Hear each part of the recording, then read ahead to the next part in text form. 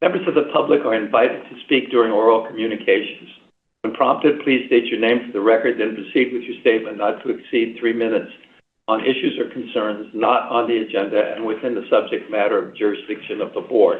Are there any members of the public who would like to speak at this meeting? Okay. Are there any written communications? There are no written communications. Okay, then we are going to move on to the consent calendar.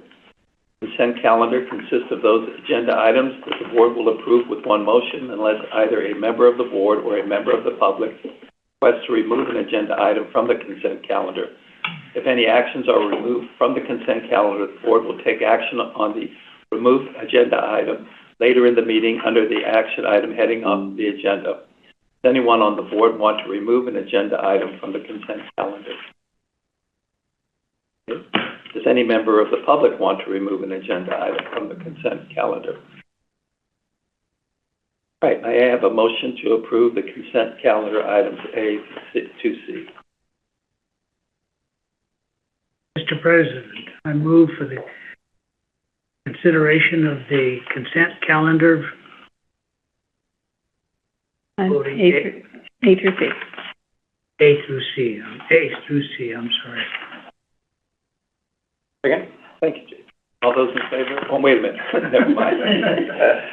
Cheryl, would you take it? Director Wallace? Aye. Director Nicholson? Aye. Director Yee? Aye.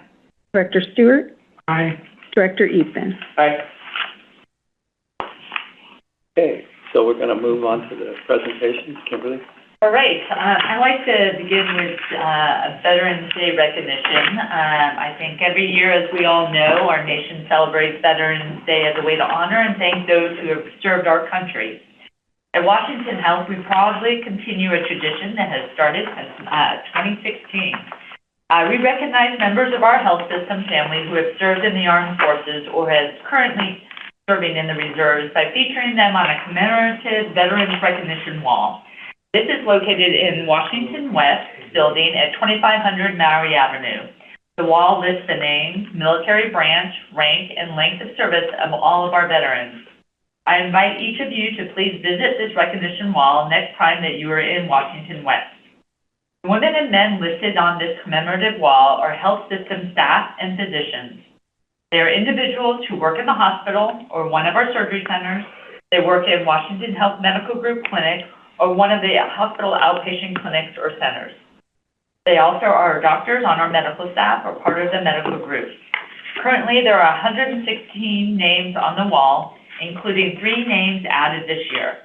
The following are the people who were added to the Veterans Recognition Wall in 2025.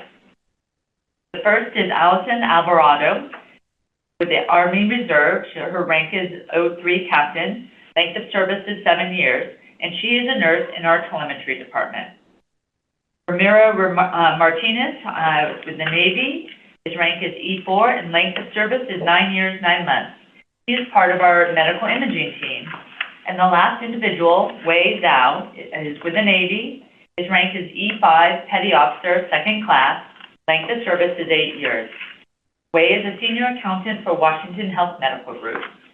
As you can see, we have talented veterans on our team. We support military service and have a policy that reflects that. Our leave policy allows members of the Armed Forces or National Guard to be granted military leave from work for the period required when called to active duty for training, inactive duty training, or active duty. The selflessness of our veterans is valued and respected. No matter in which military branch these men and women serve, or if they've served in peacetime or wartime, we truly appreciate their service. We recognize the sacrifices they have made to serve our country at home and abroad. I also would like to take just a minute to recognize a couple of individuals who have served that are sitting around this table. First, I want to recognize Mike Wallace, who is our board president, for his service, and also Larry Labossiere for his service. So thank you both very much.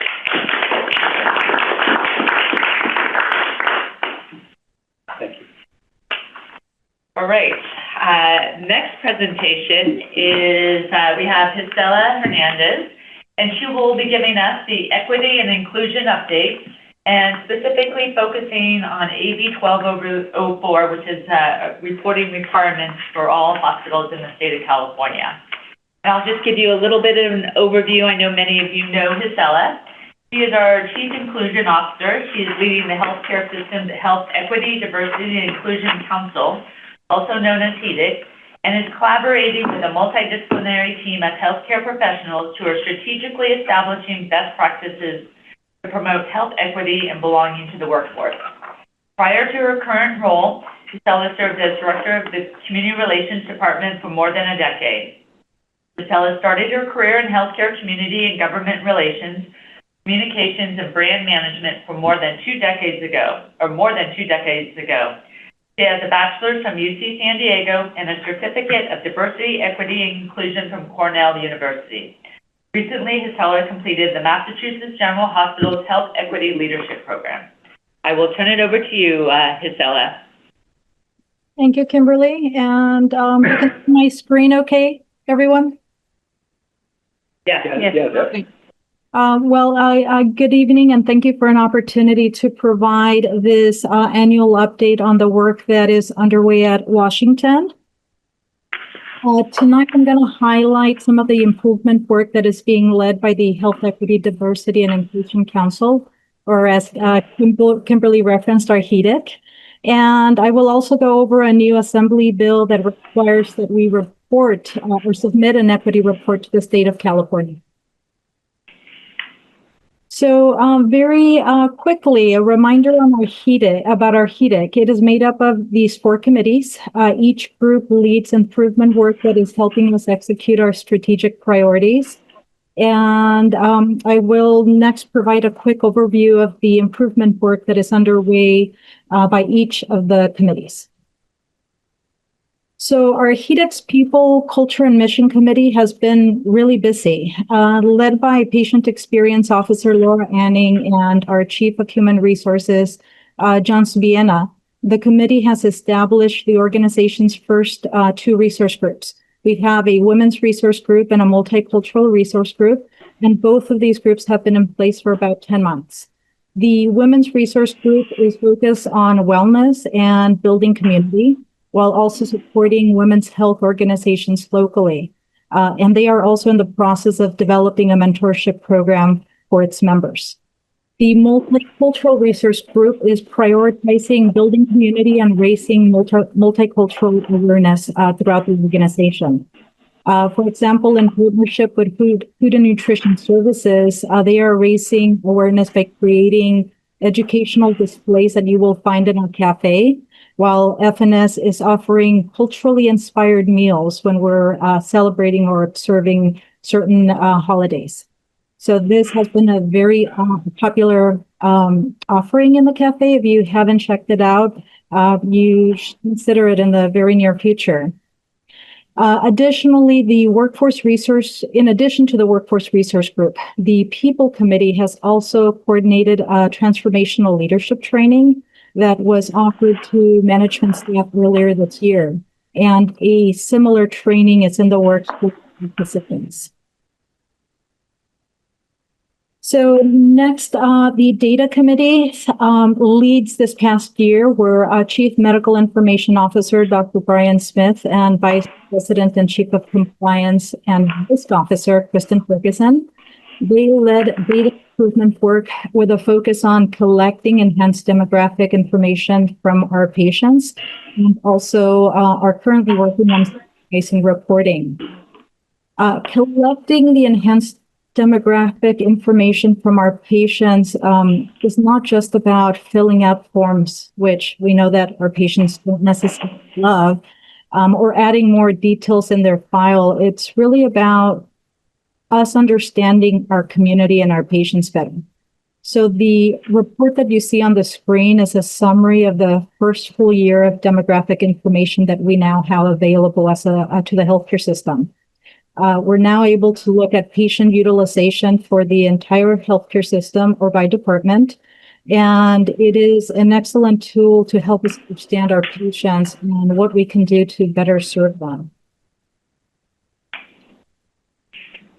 On the screen is our patient demographic makeup for fiscal year 25, with only the top 8 ethnic groups featured.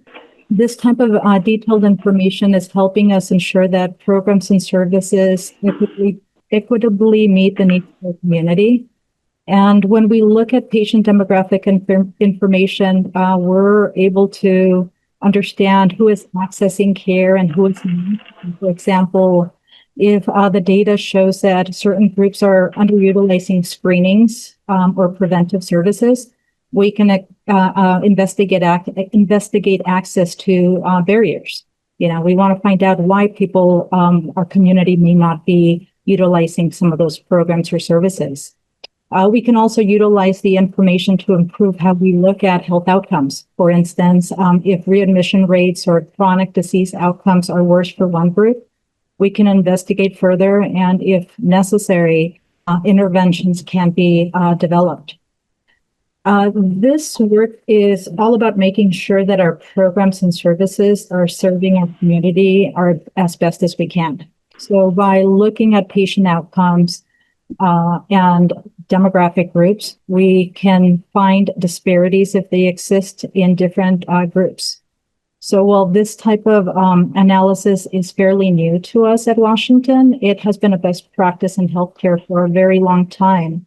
And for us, the goal is simple. We want to advance the care we provide all of our patients while upholding our commitment to safe, effective, and compassionate care for every single patient that walks through our doors. At the moment, there are efforts to standardize the reporting in different departments so that we can better understand who is utilizing them, the programs and services that we offer. We're also beginning to standardize the stratification of outcome metrics by demographic groups. So by looking at data with an equity lens, we are creating a foundation for equitable quality improvement system-wide. And this is important because meaningful differences in patient outcomes and experiences can easily be masked by overall averages. If we have a group of patients with poor outcomes compared to other groups, we want to know about them so that we can tailor interventions and help improve those outcomes. I also want to point out that this past May, we completed a full year of collecting enhanced demographic information. So our stratification, if we want to go into detail, does have some limitations since we can only go back to May of this past year for a full year's worth of data. So moving on to the HEDICS Community Engagement Committee. Until recently, this committee was the Chief of Community Support Services. The community or the committee's work over the last year included these 2 items. One, establishing a community advisory board, which was created in late 2020. The board has been meeting at least quarterly, and they've become a really good sounding board to help address or improve practices for the healthcare system and communications that are better suited for our very diverse community. Also, this committee is currently working with local federally qualified health centers, or FQHCs. FQHCs, by the way, are community-based health clinics that provide affordable quality care to everyone, regardless of income or insurance. And their focus is to keep care local and accessible to all of their patients. We're working with Tiburcio Vasquez Health Center, for example, to improve collaboration and processes that can better serve our most vulnerable patients. So working together if the opportunities present themselves.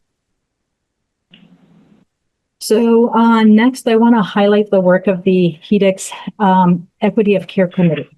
This past year, the committee was led by Assistant VP and Chief Quality Officer Mary Goron and Alisa Curry, Director of Rehabilitation Services. But their work is going to be covered on the next agenda item on Assembly Bill 1204. Let me tell you a little bit about AB 1204.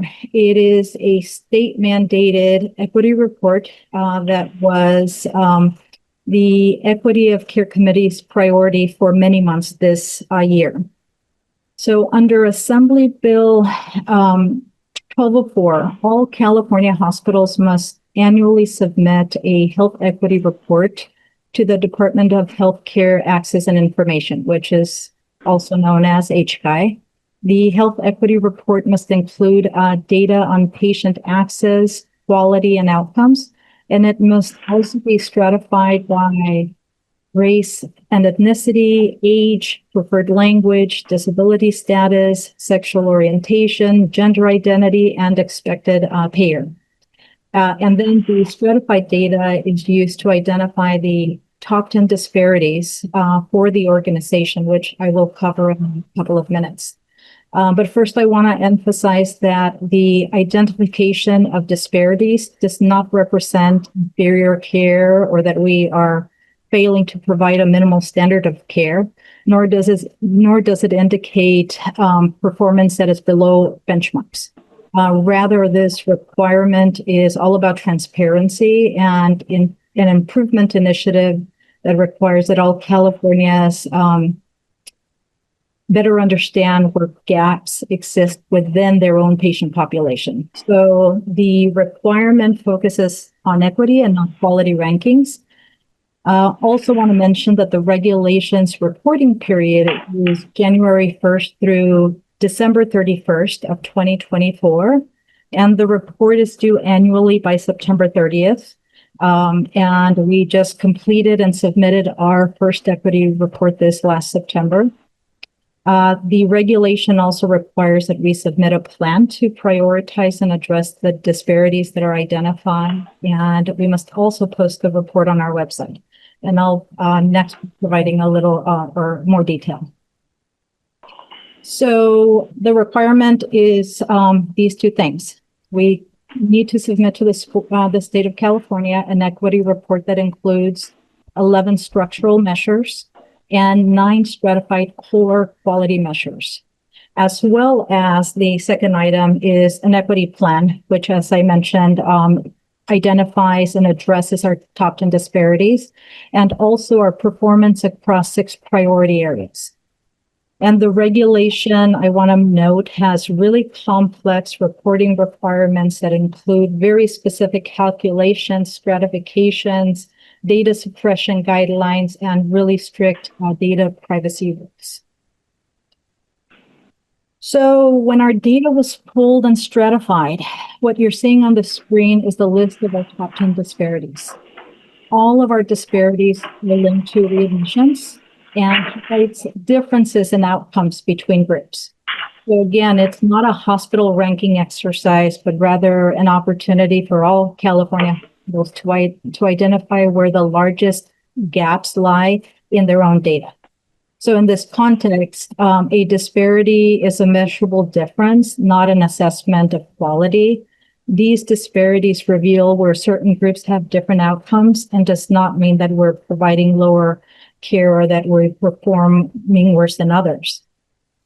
So if I go back to the HEDIC's Equity of Care Committee, the committee identified readmissions as their strategic focus over a year ago.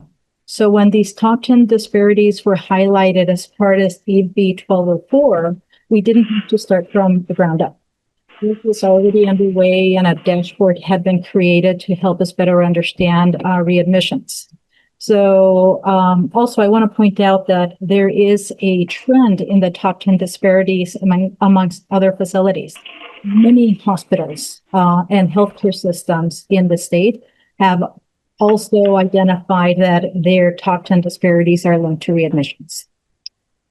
And AB 1204, this report is essentially intended to be a tool for hospital improvement, because knowing where we have the greatest opportunities will get our limited resources. So just a quick snapshot of the Equity of Care Committee's readmissions dashboard. The committee collaborated with our transitional care team to revise the readmissions dashboard they had created to help us track the top 10 readmission disparities that came out of AB 1204. So this dashboard supports the improvement work that is being led by the team to reduce readmissions. So through this dashboard, the team is looking at the data essentially with an equity lens, which means that we don't just look at the total numbers, but we're trying to understand why different groups of patients have different rates of readmissions. So it's a more focused approach to help us better understand our diverse patient population and their unique needs. So the type of question that we are asking when looking at stratified data goes something like this. Are people who screen positive for social drivers of health more likely to be readmitted? So let's say we have a readmissions trend of patients who screen positive for the social driver of health linked to transportation needs. We know that not having reliable access to transportation could impact a person's ability to get to follow-up care after they leave the hospital. If our data shows a link between the social driver of health and readmissions, we can improve our processes to ensure that these patients get transportation vouchers, as an example, to ensure they don't have that obstacle to get their to their follow-up appointment. So bottom line here is that health equity really is about everyone having a fair opportunity to be as healthy as possible. But to achieve that, we need to know who experiences different outcomes and why. And that's where the data comes in. So we're getting better at utilizing the information that is available to us, such as the readmissions dashboard that's on the screen, to help uncover where disparities may exist. And it's helping us get to the whys. So it's helping improve that solutions target root causes. And as stated earlier, AB 1204 requires that we create an equity plan that includes actions to address the top 10 disparities. On the screen are the three big categories of the actions that we're taking that we included in our plan. We're going to be offering improved transitional care management, disease-specific protocols, and interventions to address social, structural, and clinical needs amongst our patients. And our equity plan has very specific interventions for all of the age-related disparities. The same is true for the payer-related disparities. We have measurable objectives and key interventions, and disparities linked to preferred language, sex identified at birth, and ethnicities. Same thing. We have specific interventions for each one of those categories. So all of the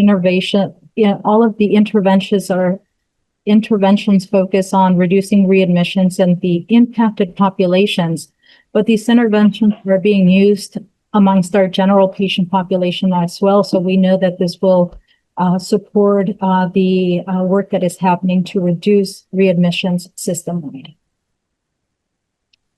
So finally, the equity report also highlights our performance across these 6 priority areas: patient-centered care, patient safety, addressing the social determinants or drivers of health, effective treatment, care coordination, and access to care.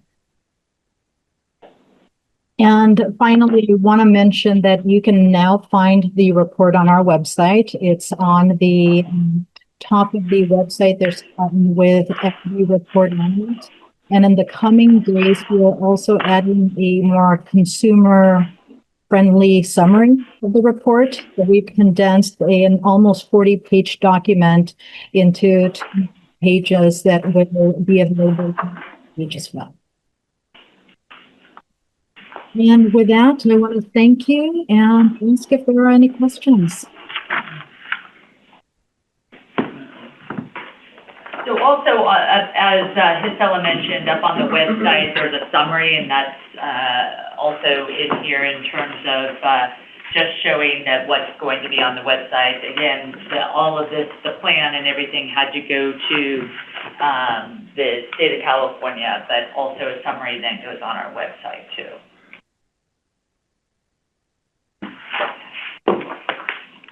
Okay. Thank you. Thank you. Thank you. Thank you.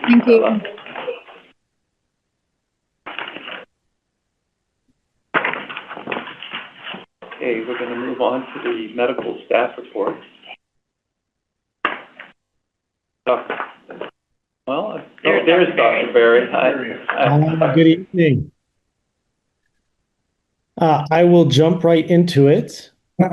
I'd like to start by saying that we have 9 new applicants to the medical staff this month, 3 of which are nurse practitioners in the family medicine department, 2 physicians joining the internal medicine department, 1 ear, nose, and throat surgeon, 1 orthopedic surgery PA, and 2 teleradiologists. We also have finished credentialing a few new members of the medical staff and a couple of advanced providers that just joined this month. The first is Philip Chang, who's a pediatric cardiologist based at UCSF. Nicole Lee is a dentist and oral and maxillofacial surgeon who's based out of Santa Clara. She went to both UCLA and UCSF to go to dental school and medical school before doing a residency, so has extensive high-quality training. Dr. Vina Paul is an OBGYN joining Palo Alto Medical Foundation. She did a residency at Santa Clara Valley. Justin Hung Pham is a teleradiologist with Advanced Telemed Services, who did a residency at UC Irvine and a fellowship at UC Davis. Dr. Omid Shah is an internist in Palo Alto Medical Foundation, who did a residency at Bassett Medical Center. Deepesh Yadav is a physician joining California Cardiovascular Consultants, who did an internal medicine residency at Hurley Medical Center and a fellowship at the University of Arkansas in rheumatology. And lastly, we have Dr. Rajath Rao, who is another teleradiologist who will be joining StatRad. So that brings our total medical staff tally to 669 individuals, 437 of which are active staff, 49 of which are active advanced providers. There are 63 people with consulting privileges and 101 people who have ambulatory status. I also want to point out that we've had growth in our oncology medical staff and our radiation oncology staff as we get prepared to open our expanding cancer center. We've also seen an uptick in applicants who will be working at our urgent care center, which will be opening soon as well. And lastly, I just want to thank our community for participating in our Top Hat fundraiser last month. The funds that you helped us raise will support our robotic program. And if you've been at these meetings the last few months, you've probably heard me talk about our expanding services in orthopedic surgery, thoracic surgery, gynecologic surgery, and general surgery, and hopefully soon expansion into robotic urologic surgery. So we wouldn't be able to expand these programs and offer these services without your support, and I greatly appreciate all the help that you've given us over the years. That's everything for my report. Okay. Any questions? Anyone? Okay, well, thank you, Dr. Berry. Good to see you. Have a good evening. Take care. Okay, service lead report. Yeah, this evening we have Jill Zeman. She's our first vice president, filling in for Sheila. Welcome, Jill. Thank you. Good evening. And I extend greetings on behalf of all of our volunteers. I'm happy to share that in October, our volunteers continued their exceptional service across various departments. During the month, 269 Service League volunteers contributed 2,500 hours to the hospital. On October 21st, we held an information session for our high school students. This invite-only session gave the students an opportunity to hear about the Service League, explore the variety of volunteer opportunities, and learn what to expect as they begin their journey with us. We look forward to welcoming them to our team in the near future.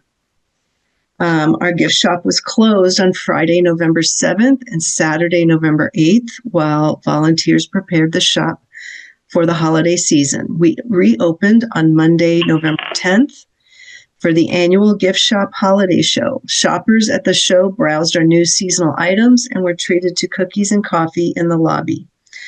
Attendees also had a chance to enter a raffle and win some wonderful items. Thank you to the Washington Health Employee Association and Food and Nutrition Services for providing the refreshments at the event. Looking forward, the Service League will host the Masquerade Sale in the Anderson Auditorium Monday, December 1st through Wednesday, December 3rd. This sale will feature a wide selection of items, mostly priced at $5, an affordable and enjoyable way for staff and patients and visitors to find something special while supporting the Service League. In addition to these events, our volunteers continue to explore new opportunities to contribute by supporting patient services and developing new special projects. The dedication and flexibility of our volunteers allows the Service League to meet the evolving needs of our hospital and the patients we serve. Thank you, and let me know if you have any questions. Any questions, anyone?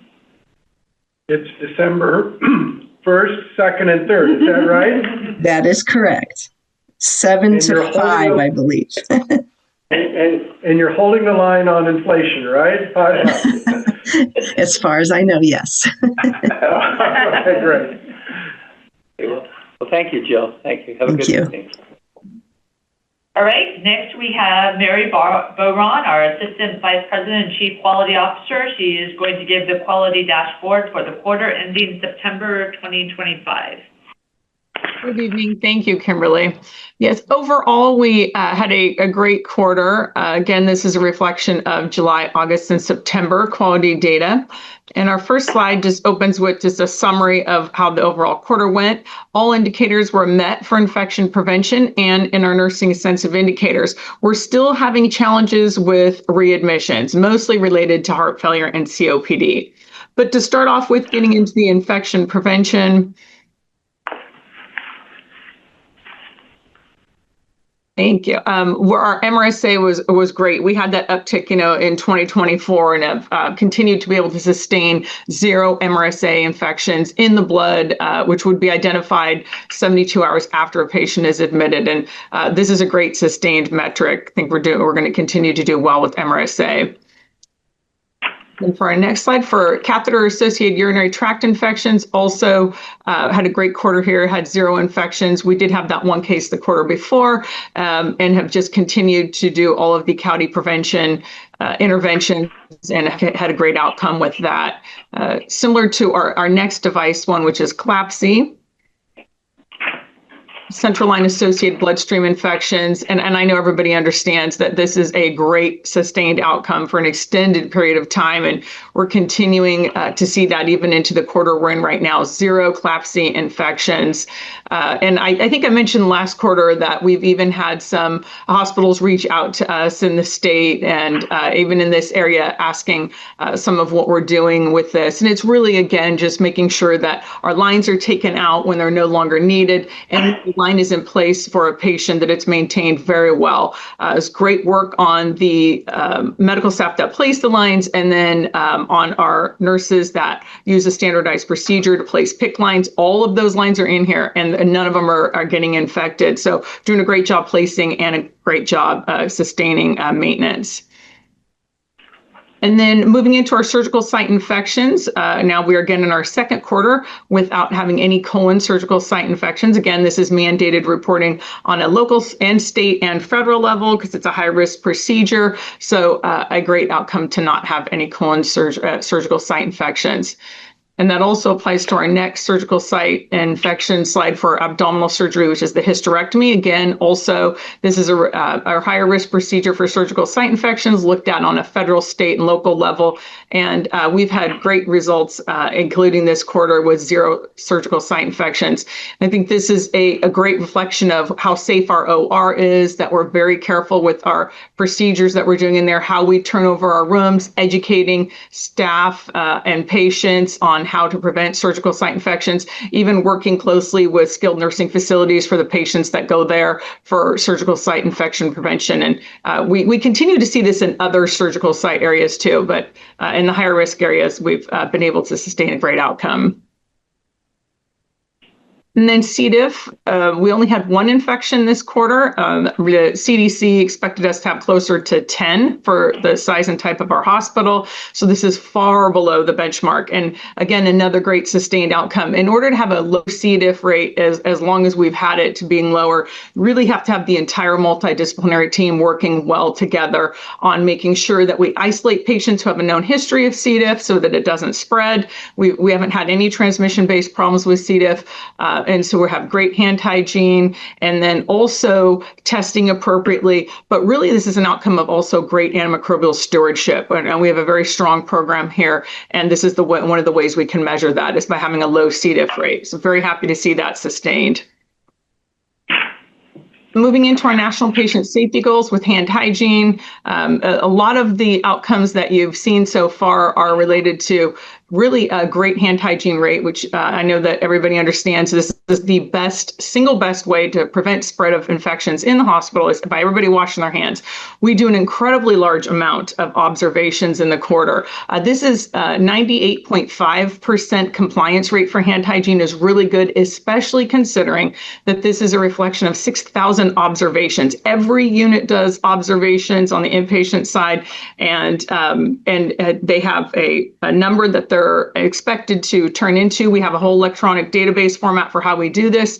So I feel very confident in the number. It's a large number of observations and still a high compliance prevented rate. So we're great. That beats all the metrics around what Joint Commission is expecting and the World Health Organization. Injury with falls per 1,000 patient days. We have beat that benchmark again at 0.2. This is very minimal. This is a reflection of 2 falls out of a lot of patient days. And so again, we're being very careful about where we place our patients that are at high fall risk, rounding on them, not passing call lights that where patients need assistance quickly. And this is just one of the great outcomes that you can measure with this. Really important metric, especially in the time of getting ready to have magnet come in. So happy to see that sustaining well below benchmark. Same with our hospital-acquired pressure ulcers, otherwise known as bed sores, far below the benchmark here. And again, this is something that we take one day out of the quarter and we do an observation with point prevalence. And it goes around, we look at a large amount of patients. These are trained observers to look for pressure ulcers that are at different various stages. And they do a very thorough assessment, and we've continued to see well below benchmark on this. Readmission rates, as I mentioned before, this is sort of one of our challenging areas in quality right now. We do have, out of the 5 disease states, I'm going to go over 3 of the 5 did meet benchmark, which we're happy to report, starting off with AMI, otherwise known as a heart attack. We did have 1 patient come back out of a pretty small denominator of 12, putting us at 8.3%, which is, of course, is far less than the benchmark of about 15% from CMS. So glad to see that with our AMI patients. Same with pneumonia. It's been a struggle for us over the years. We've put a lot of work into focusing on our pneumonia population. This quarter, we did have 5 patients come back out of 35, puts us at 14.3. So it's under the benchmark of 15.1. If we had had 1 more patient, we would have been a little bit over. And so we take each readmission very seriously for that reason.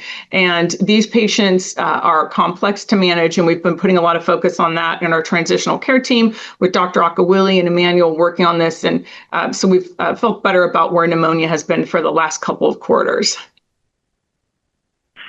Moving into heart failure, this is, as I mentioned, probably our one of our pain points along with COPD right now. So for this quarter, we had 17 patients come back out of 56, putting us at a high readmission rate of 30.4, higher than what CMS would expect for a hospital of our size and type, which would be closer to 19%.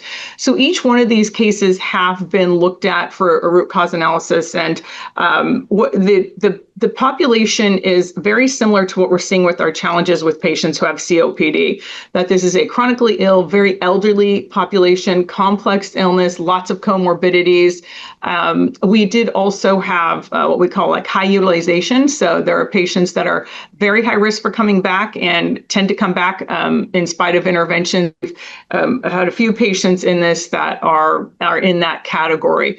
Nonetheless, we have to take them seriously. We're looking at, of course, a lot of stuff around polypharmacy, looking at their medications. How are they being managed? Did they get the right medications? Are they compliant? We've had some issues following up with getting patient compliance, especially after they leave the hospital. So we're really focusing on what can we provide our patients that will support them in their plan of care so that they don't have to come back to acute care. You'll see the same thing as we move into the next slide.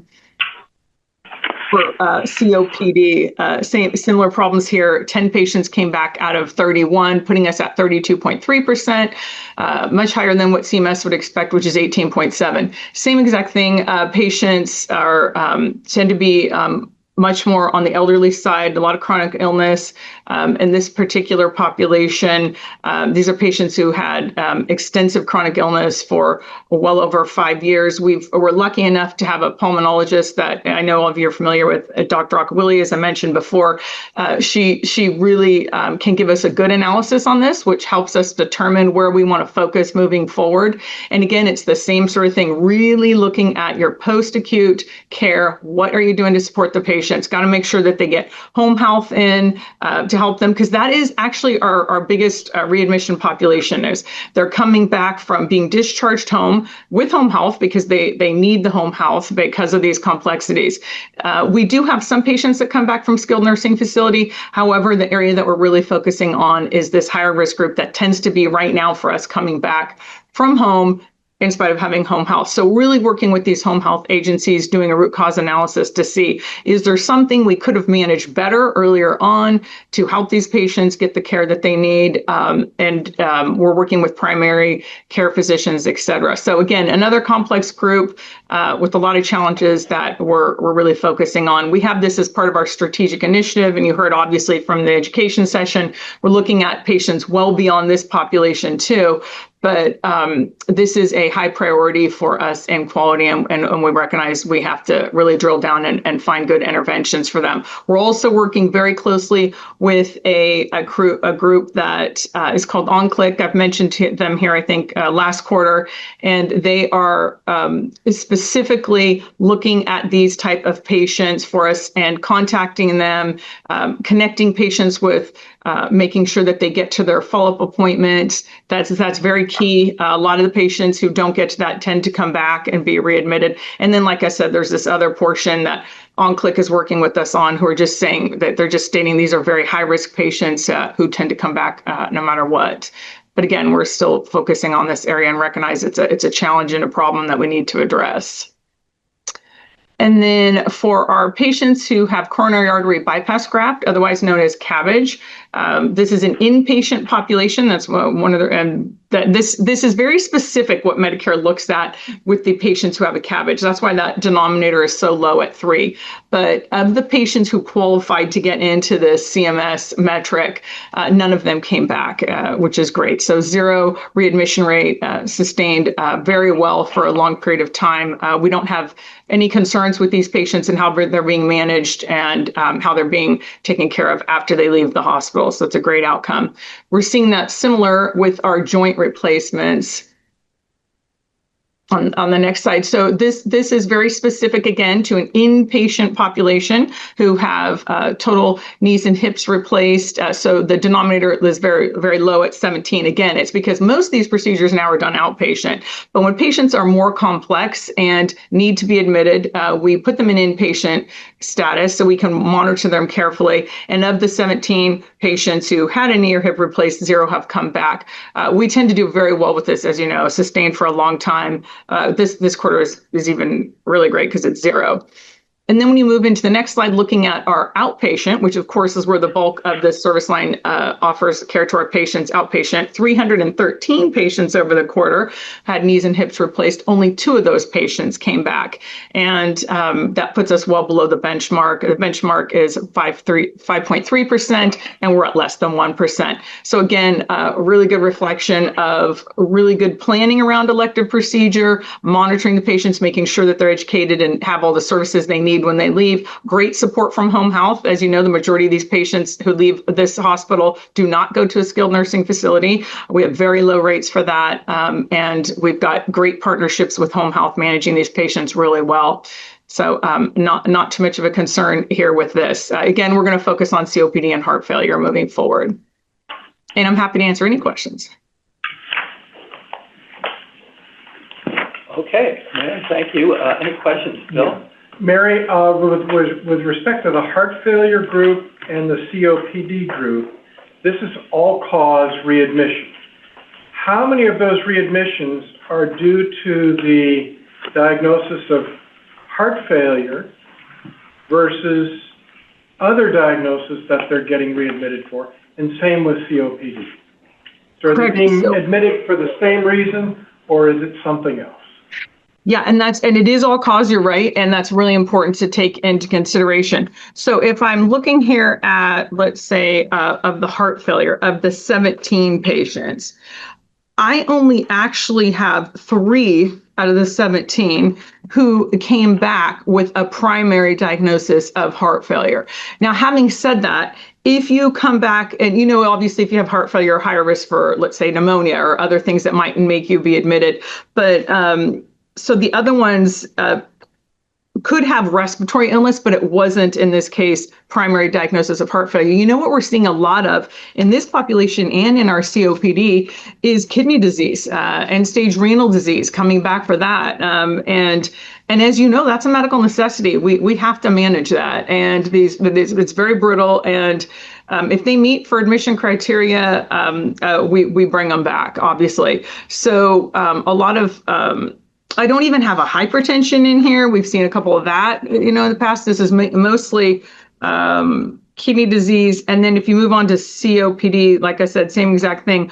Of the 10, I do have 1 who came back with primary COPD, but the other 9 did not. So it's mostly other causes. For sure. Yep. That's a tough nut to crack. Oh, it is. Exactly. And as you know, I mean, even if you were to leave with COPD and, unfortunately end up in even a trauma or something and came back, they absolutely, it's all cause. Now, elective surgeries, if you come back planned, then they exclude it. But these are considered unplanned readmissions. So, yeah. Okay. Thank you, Mary. Appreciate the information. Thank you. Go ahead, Judge. I have one question, Mary. I think the outcome measures in this quarter is pretty good. I think all looks very good. My question is, what happens if a patient gets admitted more than once in the first 30 days? How does that get documented? Okay, so we just re-looked at this when they update the CMS rule. And the good news about this is, if a patient comes back multiple times in 30 days, let's say Mrs. Smith, just for the sake of the name, if Mrs. Smith comes back 3 times in the month, we do not take 3 hits for that. So it is only 1. Now, the second Mrs. Smith goes past day 30, and then she could come back again the next month, of course, they would make you take that as a penalty on planned readmission. They are not dinging you for each separate patient. which is actually a good thing because we do have some, like I mentioned before, some high utilizers who we have some real repeats on here about same 4 or 5 patients who have to come back for acute care. And then you can get into this whole discussion about, palliative care and other, quite honestly, end of life planning and where are you at with that? There's some patients who are really at the end stage of their illness, and those tend to be our high utilizers, but you're not penalized for them over and over at least. Thank you. Yeah. Okay. Well, thank you, Mary. Have a great evening, great presentation. Thank you. Okay. All right, next we have the financials. Ajay is going to present September, and I'll do the operations for October. Thank you, Kimberly. Going over the stats, which you saw last month, what Kimberly showed, our inpatient census was a little below budget, as was our combined daily census. Discharges were better than budget by 71. Patient days were below our budget. The observation equivalent days were below budget, and our length of stay continues to show a good decline. Same trend pretty much on the year-to-date basis. I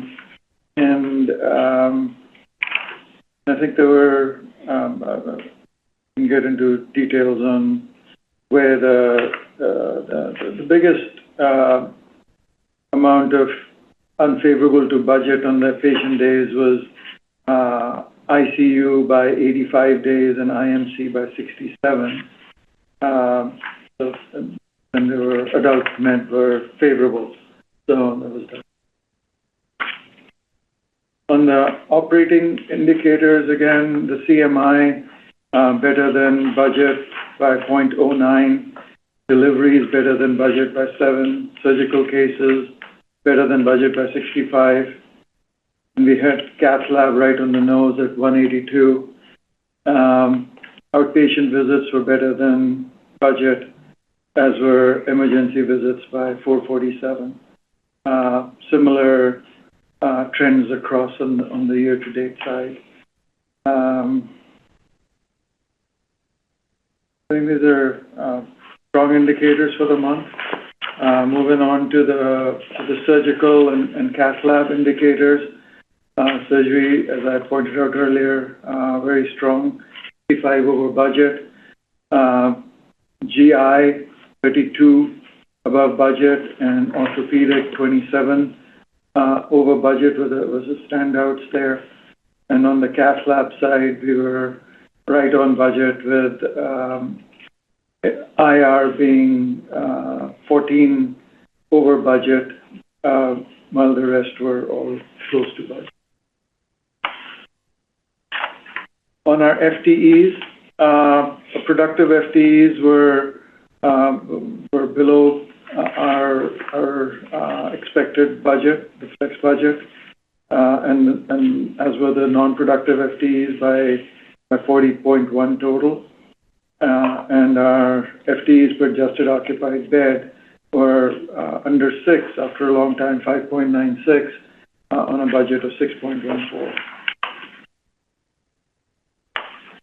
Moving on to our to the dollars and cents, our gross patient revenue was almost $14 million over budget, given those the nice volumes. Unfortunately, our contractual allowances were roughly about the same, resulting in the contractuals being higher as a percentage than our budget. And overall, we were basically a little bit better than budget on our net revenue. We were at $54.3 million versus $53.2 million on the net operating revenue. Our operating expenses were $721,000 higher than budget, and the primary driver on that was supplies were higher by $780,000. The rest of it was sort of all pretty much in line. All of this resulted in a $1.8 million operating loss, which is slightly better than the $2.15 million budgeted loss, so better by about $350,000. On our non-operating income, we were at $809,000 versus $1,181 for budget, so we were off by about $372,000. So on the net income, we were almost right on target at losing around $1 million versus $978 budget. On a year-to-date basis, our gross patient revenue is $685 million versus budget of $678. Our net operating revenue is $668,000 higher than budget. Our operating expenses are $463 higher than budget, which results in lower than budget, which results in our net operating income to be about $1.1 million better than the budget. On the non-operating side, we are about $350,000 better than budget. So overall, our net income is $270,000 against a budget of a loss of $1.2 million. So we're about $1.5 million better than budget. I will omit the Gatsby information, but just go to the last page and draw your attention to the EBITDA line. We had a good month on EBITDA of $1.8 million versus our budget of $1.4, 3.3% margin to 2.6. Net income you saw earlier was $995 loss against the $978. On a year-to-date basis, we have a EBITDA of slightly positive of $7 million, while our budget was about $5.8 million. So we're doing a little better than budget there by about $1.2 million. And our net income is 0.2% versus the budget was a loss of 0.7%. Concludes my remarks. I'll answer any questions before I turn it back to Kimberly. Any questions? Ajay, the question I have is, not probably related to this. What's the status on the BRG group? I thought they were supposed to come back every month. They'll be coming back next meeting. So on Monday, they'll be coming back for an update. They started off their work, and it's very early in their innings right now. So, but we'll come back and give you a status update. All right. Any other questions? All right, I will talk about October's operations, similar in some ways to September. As you can see, with the October outpatient observation days, we're at 238. They were 56 days or 18.9% favorable to the budget of 294. And year-to-date, we're favorable to the budget by 31.1%. We had observation hours increase slightly in October, but remain lower than before we started the initiatives in March. So we had some outlier patients that stayed longer than what we had hoped, and some were placement issues.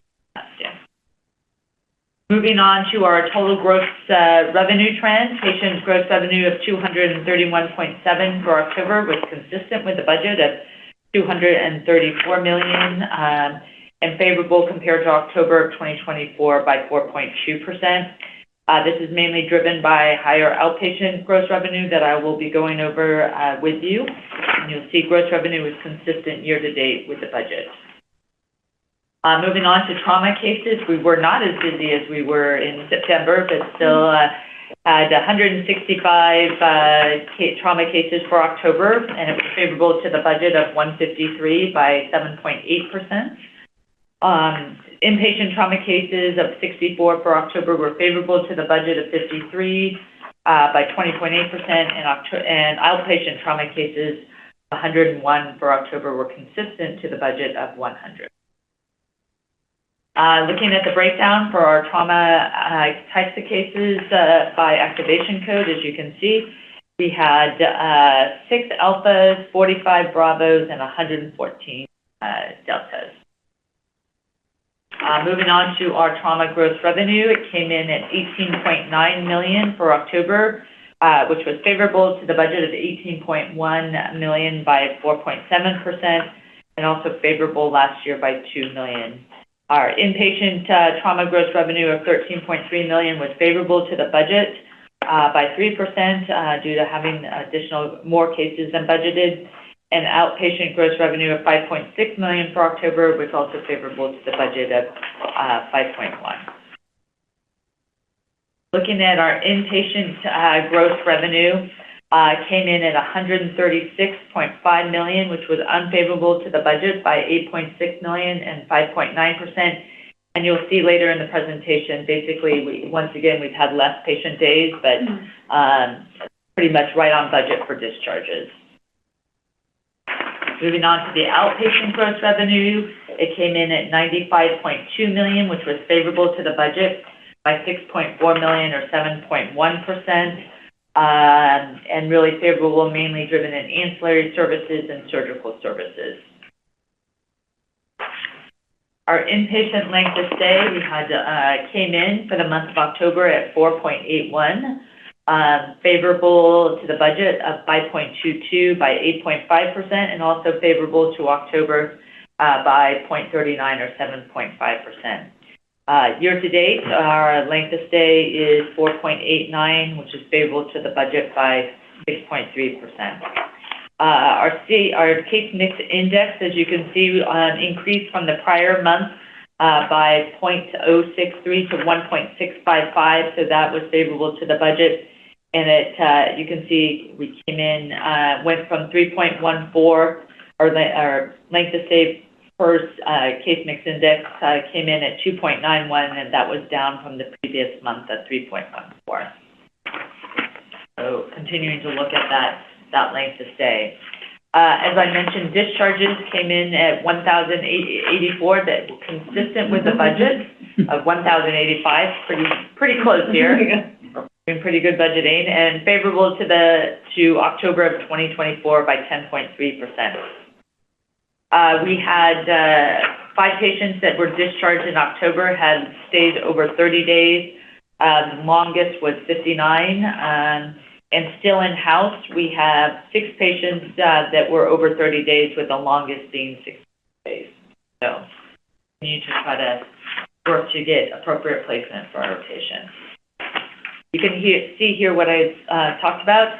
For patient days, we came in at 5,191, which was unfavorable to the budget of 5,665 by 8.4%. And again, due mainly to the lower length of stay, but higher than the prior month of 6. So with that taken into account, our inpatient average daily census came in at 167.5, was unfavorable to the budget of 182.7 by 15.3 or 8.4% due, as I mentioned, to the lower patient days, but favorable to October of 2024 by 10.7 equivalent days.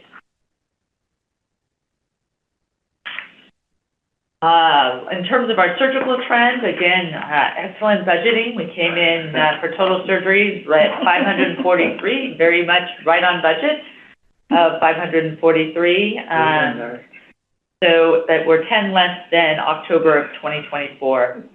We had, for inpatient surgeries, they were favorable to the budget by 1.9%, and outpatient surgeries were unfavorable to the budget by, inpatient was favorable to the budget by 1.9%, and outpatient surgeries were unfavorable by 1.8%.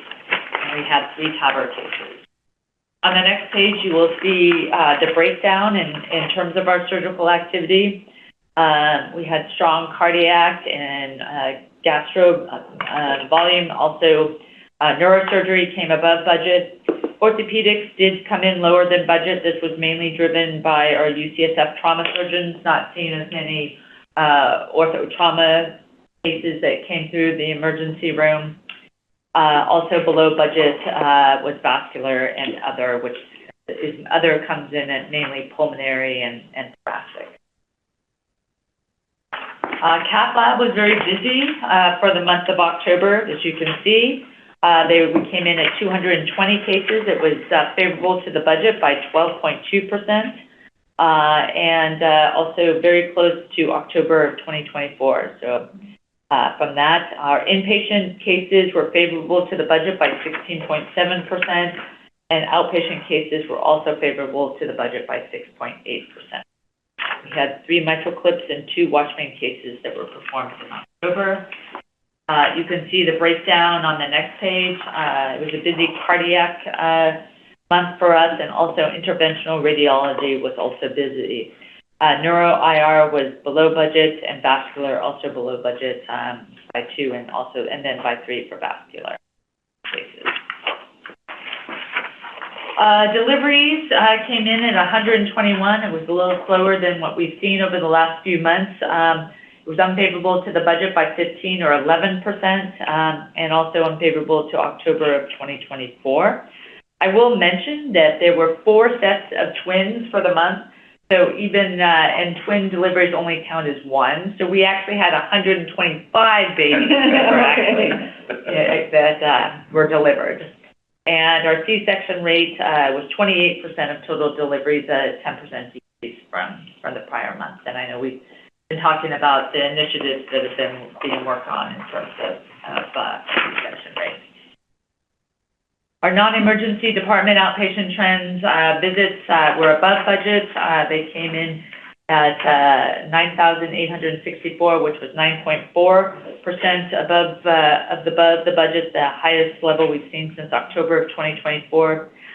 Driven mainly 3 areas. The first was imaging was above budget by 13.6%, and lab visits above budget by 3.3%, and also wound care visits were also above budget by over 50%. Busy that. In terms of the emergency department visits, we did see a little bit of a decrease compared to prior months, but still busy.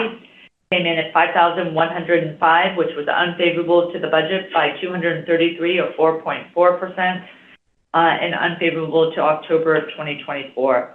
And really looking at the levels of visits, they were across the board. We had less in some of the lower levels, but also throughout. So to watch that. Looking at our gross revenue recap really follows the volume numbers that I just talked about. As you know, surgical services and cath lab services were both above budget, or surgical services were pretty much aligned, that also had a higher mix of some of our more complex cases. So that was above budget by 2.3%. Cath lab services above by 7.4%. Room and board, as I mentioned, our patient days were down by 8.4%. Room and board was down by 10.5% in terms of gross revenue. Birthing center was down by 11% in terms of volume, and also 11% in gross revenue. Emergency department down by 6.8%, but ancillary services up by 2.6%.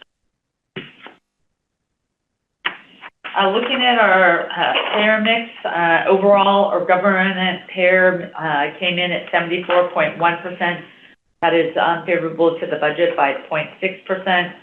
Medi-Cal was below budget by 2.5%, and Medicare above budget by 3.1%. Our HMO was below budget by 1.6%, at 2.3%. We had thought in past months, HMO has been higher due to trauma, which was why you see a higher budgeted amount, but we did not see that this month. PPO did come in favorable to budget at 20.6% compared to 19.6%, and self-pay and TRICARE were pretty consistent budgets. In terms of our FTEs, they were productive FTEs for October were favorable to the flex by 27.9 or 1.9%, so very close to the budget. Our non-productive FTEs were favorable to the budget by 13% at 184.6 FTEs, and consistent with October of 2024. So looking at our total FTEs for October, they were favorable to the flex by 3.1%. Basically, looking at total FTEs per adjusted occupied bed, they came in at 5.93, so close to where we've been in previous months, and was favorable to the budget of 6.06. We did have a bright spot on radiation oncology. Our treatments came in much higher than we've seen over the last few months, at 392 treatments, and that's the highest we've seen since December of 2024. I know that it was unfavorable to the budget by 5.3%, but again, higher than what we've seen over the last few months. Year to date, we're still under budget by about 26. We also had a strong month. October was for referrals. We received 33 new referrals, and 23 we're seeing in the clinic, and our conversion rate was about 27% that we saw converted to treatment. Washington Health Medical Group, the clinic visits were unfavorable to the budget by 709 or 3.8%. Primary care visits were unfavorable to the budget by 3.6%. We had some unanticipated time off from a couple of our providers in Maui multi-specialty and family practice. In specialty visits, they were above budget by 4.1%, but below October of 2024. We did have a resignation by our ENT physician. So we're right now working with Dr. Van Tassel to recruit a new ENT physician. So that is an area that has been busy for us in the past. That I know busy for Dr. Van Tassel right now. Moving on to the Development Corporation, we came in outpatient visits of 2,430 were favorable to the budget by 5.4%. The rehab center visits were just slightly unfavorable to the budget. They came in at 31 or 1.7% less than the budget. WASP cases were favorable to the budget. I think we've talked in the past, we do have to make a new HVAC system in, and we thought this was going to be the month. We're still caught up in getting approvals through the city. So our budget was less than what because we had thought we would have to ramp down. So it helped us budget-wise, but we don't know yet when we are going to do that HVAC installation. So we'll let these repairs have been delayed, so we'll have to let the board know when that happens. And then PSC cases were unfavorable to the budget.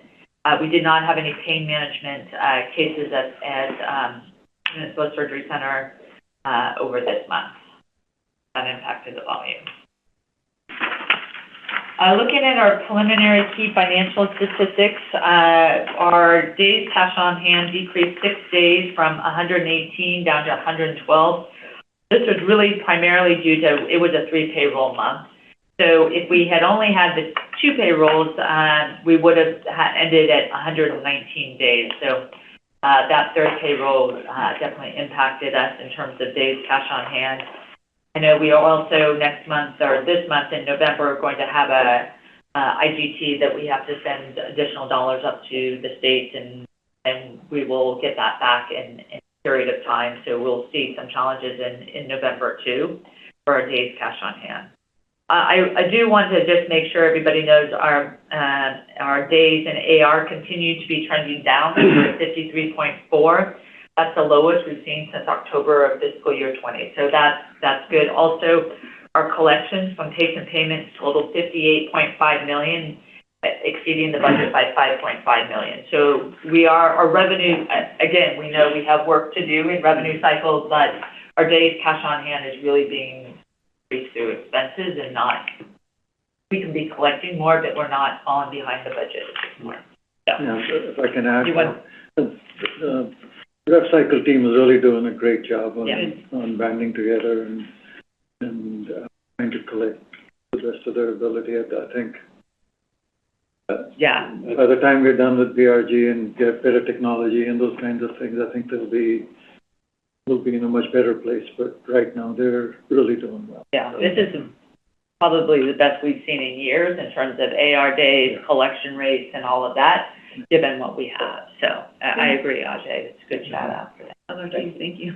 Yeah, I wanted to ask Yeah. you about the census. Yeah. It's, well, it's something like 167 average daily. Mm-hmm. Is it possible to have the maybe the median high and the median low, Yeah, so that we see what the range is, yeah. the ranges are? Yeah.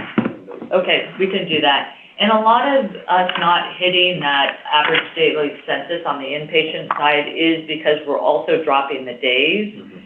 And so, because what we want to make sure is what we budgeted on our discharges is around the same, because we're dropping the days, that's also dropping our census. But I agree. Let's show that so that we can see, because We'll do a min and max. because I know, like, we're trying to staff for 190 and above, I know, just depending on that, so you could see the swings that we're seeing. Yeah, and it's not that a comparison to budget is. Okay, but just knowing what it is. What it is. Yeah, absolutely, yeah, we can add that.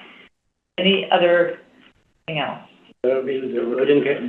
Urgent care is still scheduled for December 17th as the opening, so we're very excited about that. And yes.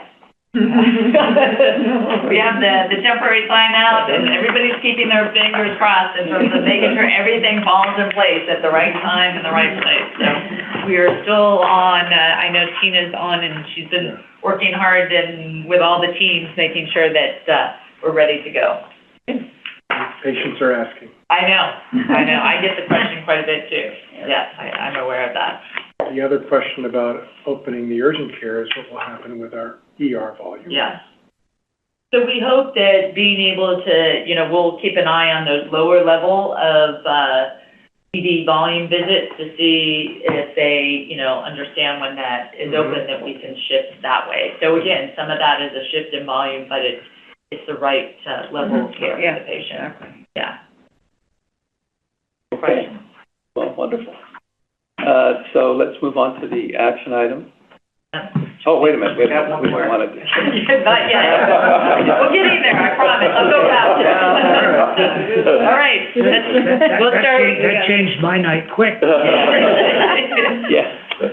Yes. Okay, let's go. Employee of the month for November is Angelica Columbus. She's a confidential clerk with our wound care clinic.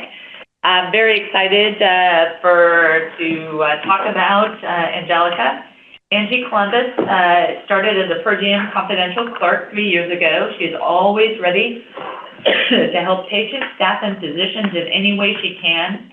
Prior to coming on staff full-time in the wound care department, she split her time between the wound care and also radiation oncology center, where she still continues to volunteer. Angie's goal was to work full-time in the wound care clinic, and that became a reality in December of 2024. Angie's manager, Julie Lentz, describes her as a dedicated, hard worker who goes above and beyond and is always willing to help without complaint.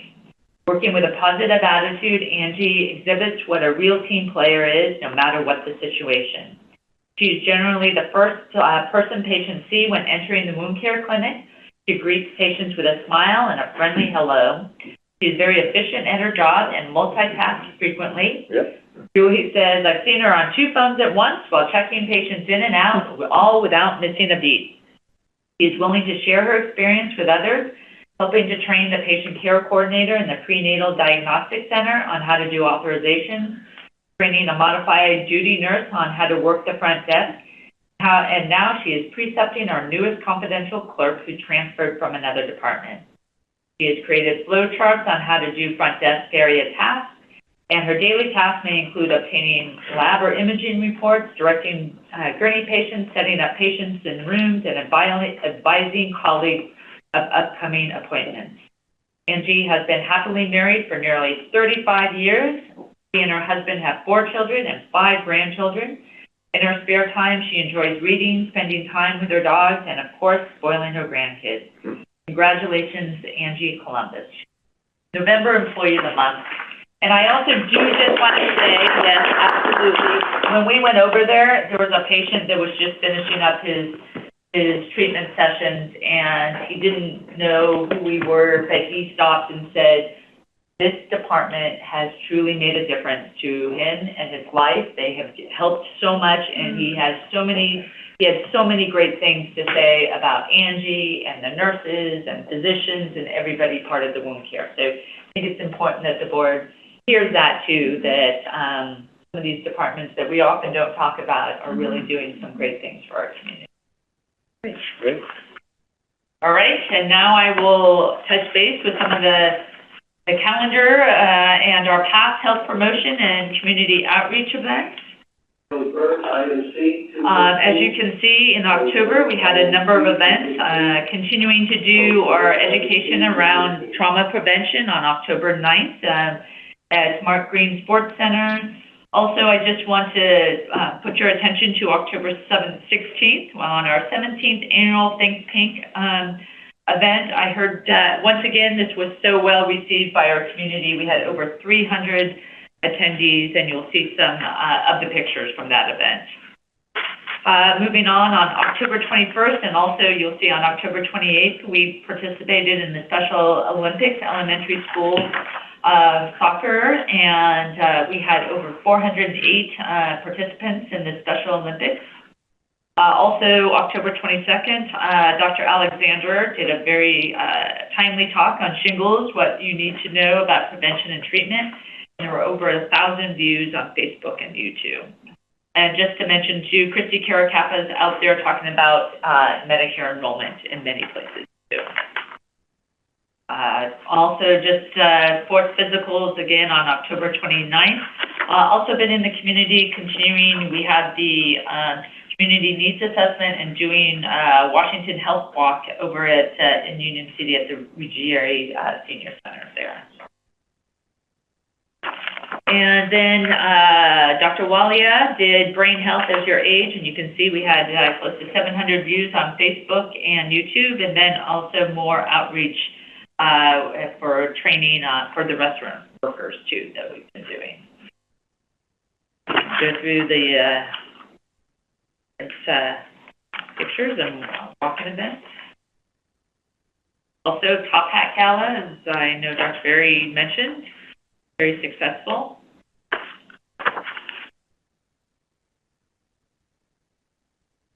Our Employee Fall Festival.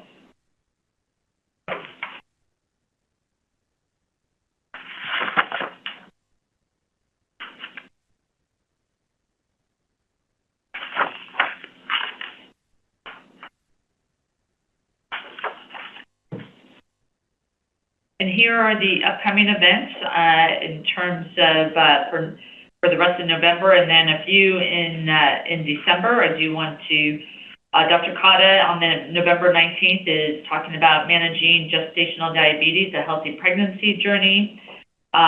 We also have some holiday events that we will be at. I do want to just, you can see the Newark tree lighting on December 5th and Fremont Holidays on the Plaza on also December 5th. And then also two things. We've got an important one on December 11th. We have the UCSF Washington Cancer Center open house, and very excited for that. And that will be here over in Washington West. And so if you go to the next slide, you can see here's the invite. It's Thursday, December 11th from 5 to 7 p.m. We'll be having some speakers in the Anderson auditoriums, and then we will be doing a ribbon cutting and tours to follow. I also want to mention the health system received some awards over this past month. Do want to recognize for health grades. We were recognized as among America's 50 best outpatient joint replacement hospitals, and we are one of only 8 hospitals in California and the only one in the Bay Area to earn this distinction. Also been very busy in terms of being surveyed. We just received our accreditation as a breast center. We went through accreditation in September of 2025 for that. We also received our accreditation as a cancer center, and that at the same time we went through in September for that. So very excited for those two. We've talked a lot about our Beta Heart journey and really focusing on excellence and accountability and communication. We received excellence in our emergency room, or for the Quest for Zero, for the work we've been doing there. Also, in terms of OB, I'm working with our medical group and the hospital. We received Excellence Award for that. And also, there are many areas that we are working on in terms of our journey that happens over 4 years, and we have focused on culture of safety and the rapid event response and analysis. So I'm very excited about all the work that's being done around Beta Heart, too. As I mentioned, Top Hat, our 39th annual, was very successful. We raised over $1.4 million in gross proceeds, so close to $1 million is what we netted. And then on December 1st, we do have from 5 to 6 p.m., this is the one I wanted to mention, we have our annual tree lighting celebration with Santa in the main lobby of Washington West. So you go to the masquerade. Thank you. Sale. And then you come over to, you just walk outside the door and we will be doing in the lobby area the tree lighting. So those are two things, important things that are happening. So that is my report for now. And now we can move on to action items. Yes. Okay, so we have an action item here. So I'd like to... Yeah, why don't I talk a little bit about it? Yeah. So what we're proposing tonight is approval of a revised Resolution 331A. This resolution was first adopted in 1982, and so this really is the resolution that governs employer-employee relations for all recognized unions within Washington Hospital. It is the framework for communication, negotiation, and dispute resolution between the hospital and its employee organizations.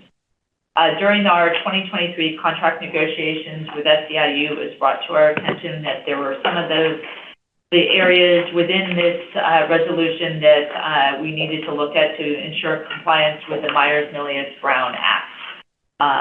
So really what we've spent time doing is updating it to reflect current legal requirements.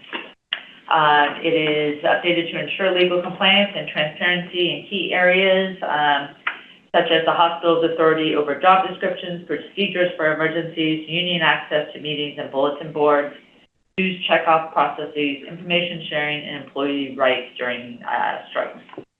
So again, I am requesting approval to formally adopt the revised Resolution 331A, and this is necessary in order to have the updated resolution take effect. And I have both the redlined and the clean version there. Anybody have any questions? Okay. I could just open the public hearing and ask for comments in case there's someone online or anything, just and close it because of this item. Okay, are there any public comments about the action item? Thank you. Great. Mr. President, I move to approve the revised Resolution 331A. Cheryl? Director Wallace? Aye. Director Nicholson? Aye. Director Yee? Aye. Director Stewart? Aye. Director Eapen? Aye. Thank you. Motion passes. All right. Announcements? Announcements. All right. I don't think we can end this meeting without talking about Measure B. So I am very delighted and joyed to be able to report that unofficially Measure B has passed. At last count, the yes votes came in at 57,070, representing 65.20% of the ballots cast. As you all know, we needed 50% plus one for the measure to pass. So I have to just say that I'm overwhelmed with gratitude for the incredible support that our community has shown for the passing of Measure B. And really, this is a defining moment for our health system and for every patient that walks through our doors.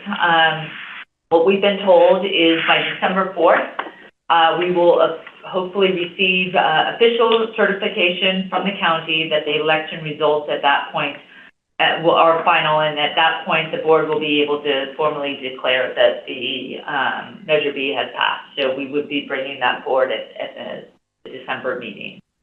So I think everybody clearly knows how I feel that as a CEO, I'm very much deeply committed to preserving local, high-quality care, but not just for today and tomorrow, but for the next 50 years for this health system and beyond.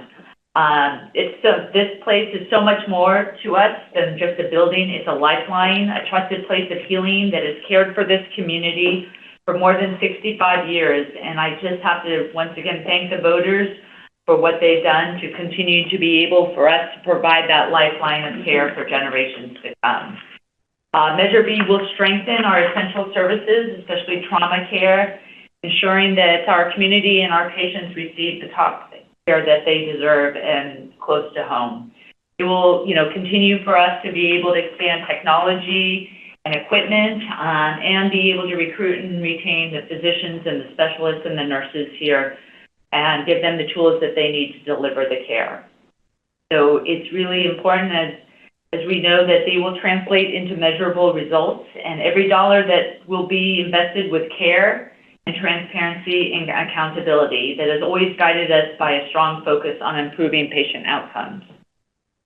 So I just want to end by saying that approving this partial tax, our community has made a powerful investment in hope, in healing, and in a healthier community for every person, a healthier future for every person in this community. And really, I just want to say thank you to everybody, our community, and what they have done. I know our whole Washington Health family thanks you, and thanks our supporters and all the volunteers that helped to make it possible. So thank you very much. Thank you.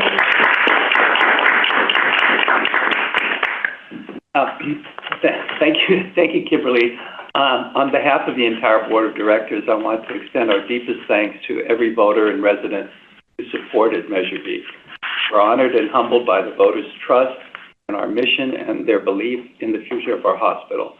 I also want to thank you, Kimberly, and the management team that you have, staff, the physicians, everyone that has worked so hard to serve the community. And I think the outcome of this vote is a reflection of how much love there is for the work that is done here.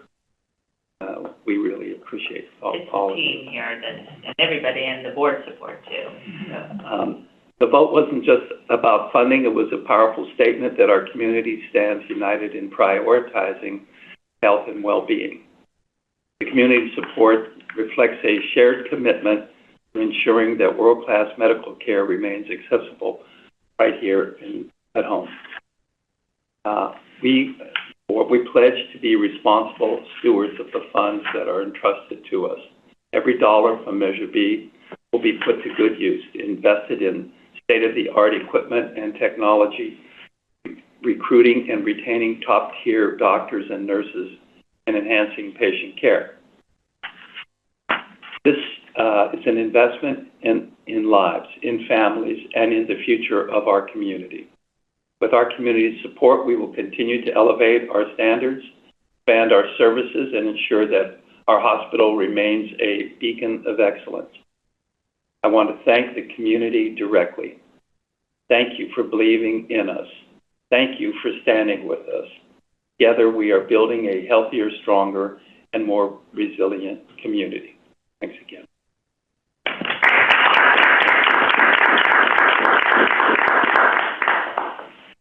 Okay, any other announcements?